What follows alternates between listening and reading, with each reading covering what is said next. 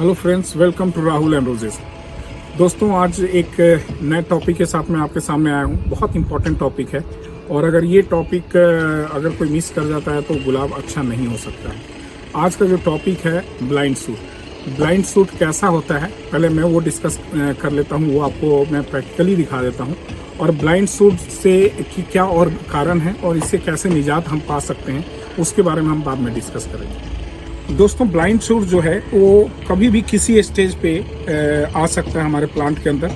जब भी हम डेड हेडिंग करें या प्रूनिंग करें या ट्रिमिंग करें, ये किसी भी स्टेज पे ब्लाइंड सूट आ सकता है। ब्लाइंड सूट कैसा होता है ये मैं पहले आपको दिखा दूंगा। आप ये देख रहे हैं, ये एक बंच निकला, इसमें से कई कलियां निकल गई है, लेकिन आप ये देख रहे हैं कि इसके अंदर कोई आगे ग्रोथ नहीं हो रहा है। आप इस ब्रांच में देखिए, इस ब्रांच में आगे कोई ग्रोथ नहीं हो रहा है, इस ब्रांच में आगे कोई ग्रोथ नहीं हो रहा है। तो इस तरह की जो ब्रांच जिसमें आगे ग्रोथ नहीं हो रहा है, ये अपना ग्रोथ लेके कली बना लिया, इसने अपना ग्रोथ लेके कली बना लिया, इसने अपना ग्रोथ लेके कली बना लिया, लेकिन ये कलियां आगे कन्वर्ट, ये जो ग्रोथ था ये आगे कलियों में कन्वर्ट नहीं हुआ।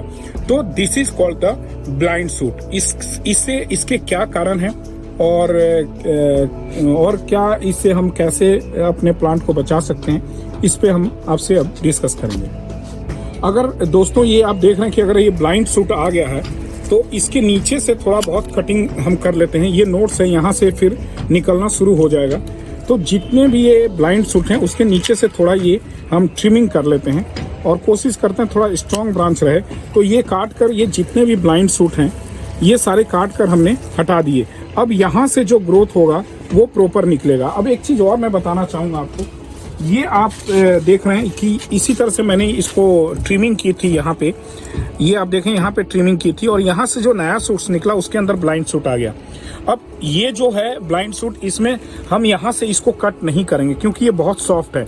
तो हम कट कहाँ से करेंगे, हम यहाँ से इसको कट कर देंगे या यहाँ से कट कर देंगे। फिर ये नोट्स जो हैं यहाँ से नए जो सूट्स निकलेंगे वो ब्लाइंड सूट में मोस्ट प्रोबेबली कन्वर्ट नहीं होंगे। तो इसको यहाँ से भी ट्रिम कर सकते हैं या इसको यहाँ से ट्रिम कर सकते हैं। तो इस तरीके से जो नए नोट्स हैं वो हम नए नोट्स पे कोशिश करेंगे कि ब्लाइंड सूट ना आए। तो इस तरह से आप जहाँ भी ब्लाइंड सूट आ रहा है उसको आप हल्का सा ट्रिमिंग कर सकते हैं। अब दोस्तों, ब्लाइंड सूट के कारण क्या है? अब इस रीजन में अगर हम जाते हैं तो मेरे अकॉर्डिंग जो सबसे बड़ा कारण वो है कि अगर आपके प्लांट के अंदर वाइट रूट्स डेवलप नहीं हो रहे हैं, यानी जिनको हम फीडर रूट कहते हैं, अगर फीडर रूट डेवलप नहीं हो रहे हैं तो डेफिनेटली आपके प्लांट के अंदर ब्लाइंड सूट्स आएंगे। और अभी जो मैं कारण आपको बताने जा रहा हूँ वो सारे कारण में मैक्सिमम जो 90% जो कारण होंगे जिनकी वजह से वाइट रूट डेवलप नहीं होते। और मैं बहुत पहले आपको एक वीडियो में बताया भी था कि अगर आपके प्लांट के अंदर ग्रोथ हो रही है, नए सूट्स निकल रहे हैं, तो ये मान के चलिए कि आपके जो मीडिया है, जो रूट सिस्टम है, उसमें कहीं ना कहीं ग्रोथ हो रहा है, कहीं ना कहीं वाइट रूट्स डेवलप हो रहे हैं, वाइट रूट अच्छे निकल रहे हैं, तभी वो आपके प्लांट के ऊपर ग्रोथ दिख रहा है। अगर आपके प्लांट के ऊपर ग्रोथ नहीं दिख रहा है, नए सूट्स नहीं आ रहे हैं, कलियां नहीं बन रही है, तो इसका मतलब है कि 90% चांस है कि आप 95% चांस है कि आपके मीडिया के अंदर जो वाइट रूट डेवलप होना चाहिए वो डेवलप नहीं हो रहे हैं। तो अभी जो मैं कारण आपके साथ डिस्कस करूंगा उसमें मैक्सिमम कारण यही होंगे कि उन कारणों की वजह से वाइट रूट डेवलप नहीं होंगे और वाइट रूट डेवलप नहीं हुए तो डेफिनेटली ब्लाइंड सूट आएंगे। और अभी जो करंट सिनेरियो जो है, जो अभी का जो सिचुएशन है हमारे दिल्ली के अंदर, अभी ठंड बहुत ज़्यादा है, टेम्परेचर, रात का टेम्परेचर 5 डिग्री से नीचे चला जा रहा है। इस केस में भी ब्लाइंड सूट्स आते हैं। अभी मैं सारे अपने गुलाब के अंदर एक तरह से पूरी ट्रिमिंग कर दी है मैंने, और एक तरह से ट्रिमिंग की है, या आप कहें कि एक रीप्रूनिंग मैंने अपने गुलाब के अंदर कर दी है। और अब 2-4 दिनों में चूँकि मौसम ठीक हो जाएगा तो होपफुली उसके बाद मैं फीडिंग स्टार्ट करूँगा तो नए सूट्स निकलने शुरू हो जाएंगे। और जब भी हम प्रूनिंग करते हैं, ट्रिमिंग करते हैं, तो नए सूट्स निकलते हैं और उसी समय हमारे गुलाब के अंदर ब्लाइंड सूट्स की प्रॉब्लम आती है। तो अगर उस सिचुएशन को हम संभाल लेंगे तो ब्लाइंड सूट्स नहीं आएंगे। दोस्तों, आई एम सॉरी, यहाँ पे काम चल रहा है, घर में मकान बन रहा है, तो उसकी वजह से थोड़ी आपको साउंड की प्रॉब्लम आ सकती है। एनीवे, तो आज हम अब बात करेंगे फर्स्ट फ्लश और सेकंड फ्लश की। फर्स्ट फ्लश मेरा कंप्लीट हो चुका है, यानी फर्स्ट फ्लावरिंग मैंने कंप्लीट कर ली है। और सेकंड फ्लावरिंग की तैयारी चल रही है। और जब आपके प्लांट के अंदर फूल पहले आने शुरू हो जाते हैं तो हमें फीडिंग ऑलमोस्ट रोक देनी चाहिए या कम फीडिंग देनी चाहिए।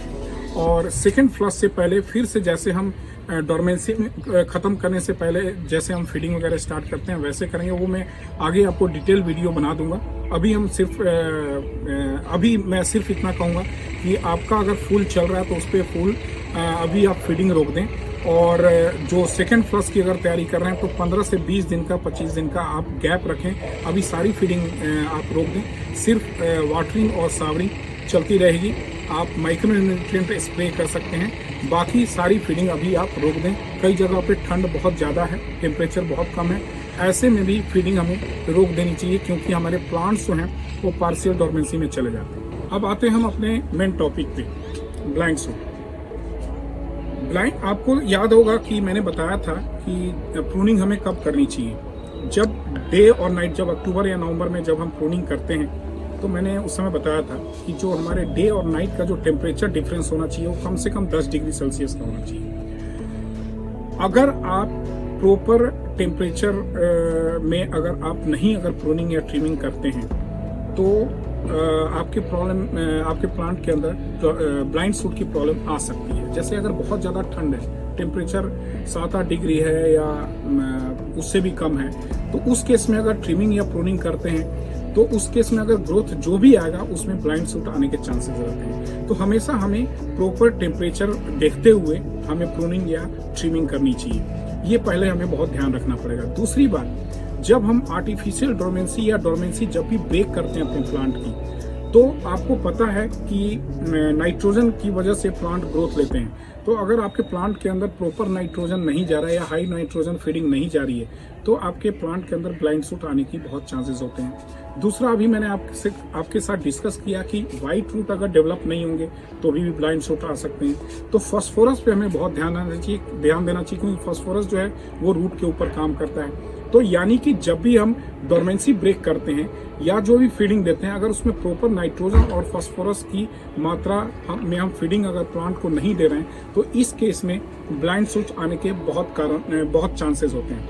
और दूसरी बात, कई ऐसा भी नहीं है कि आप ये सारी चीजें दे रहे हैं तो ब्लाइंड सूट नहीं आएगा। कई प्लांट के नेचर होते हैं ब्लाइंड सूट मारने की, और कई बार ऐसा भी होता है कि जितने सूट्स निकल रहे हैं तो ऐसा नहीं हो कि 100% सूट्स आपके फ्लावर में कन्वर्ट हो जाएं। कुछ ना कुछ परसेंटेज ऐसी होती है जो उसमें ब्लाइंड सूट्स आते हैं। तो उसके लिए हमें परेशान नहीं होना चाहिए, लेकिन हम कोशिश ये करते हैं, या मैं ये जो वीडियो आपको बना रहा हूँ या जो आपके साथ मैं शेयर कर रहा हूँ, ये सिर्फ इसलिए कर रहा हूँ कि हमारे प्लांट के अंदर कम से कम ब्लाइंड सूट्स निकलें।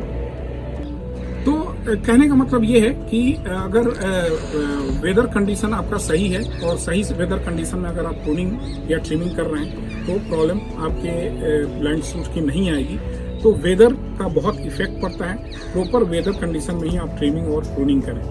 उसके अलावा जैसे ही हम ट्रिमिंग और प्रूनिंग करते हैं, अगर हम प्रॉपर ढंग से सावरिंग या वाटरिंग नहीं करते, यानी अगर हम ढंग से अगर मॉइस्चर मेंटेन अगर प्लांट के अंदर नहीं कर रहे हैं तो ये भी बहुत बड़ा कारण है ब्लाइंड सूट्स आने के।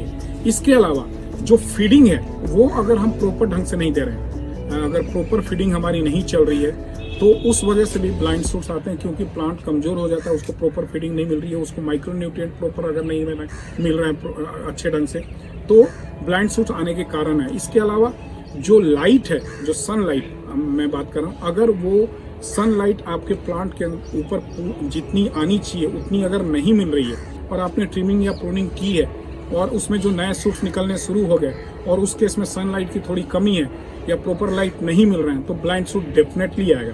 तो हमें कोशिश ये करनी चाहिए कि जब हम ट्रिमिंग या प्रूनिंग कर रहे हैं तो उसके बाद हमारे प्लांट को प्रॉपर ढंग से सनलाइट भी मिलती रहे। तो एक तो फीडिंग अगर हमें प्रॉपर ढंग से अगर हम नहीं करेंगे तो ब्लाइंड सूट आएंगे, और दूसरा अभी आपको मैंने बताया कि सनलाइट हमें प्लांट को प्रॉपर मिलनी चाहिए। तो इन सब कारणों को अगर आप ध्यान दे के अपने प्लांट को ग्रो करेंगे, गुलाब को ग्रो करेंगे, तो डेफिनेटली ब्लाइंड सूट नहीं आएंगे।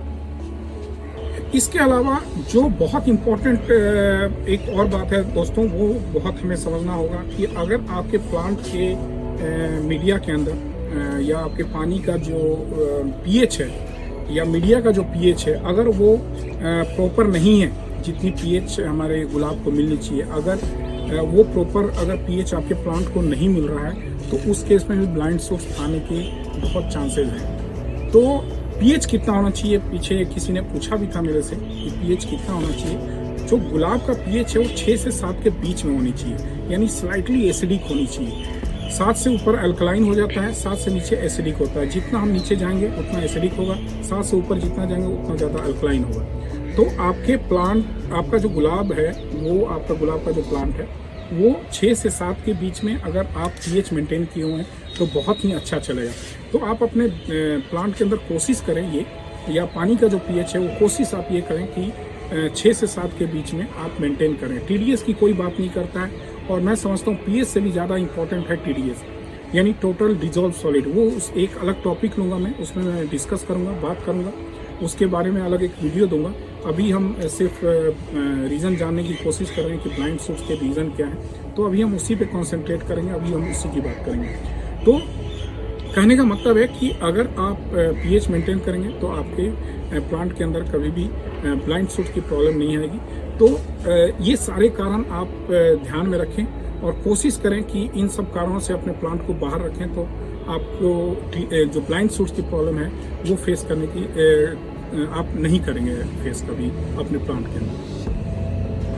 तो दोस्तों आज हमने सारे पॉइंट्स पे बात किया जिसको हम ओवरकम करके अपने प्लांट के अंदर ब्लाइंड सूट की प्रॉब्लम को हम खत्म कर सकते हैं। दोस्तों जो लोग जमीन में गुलाब उगा रहे हैं उनको ये ज़्यादा प्रॉब्लम फेस नहीं करनी पड़ेगी, बहुत ज़्यादा प्रॉब्लम नहीं आती है।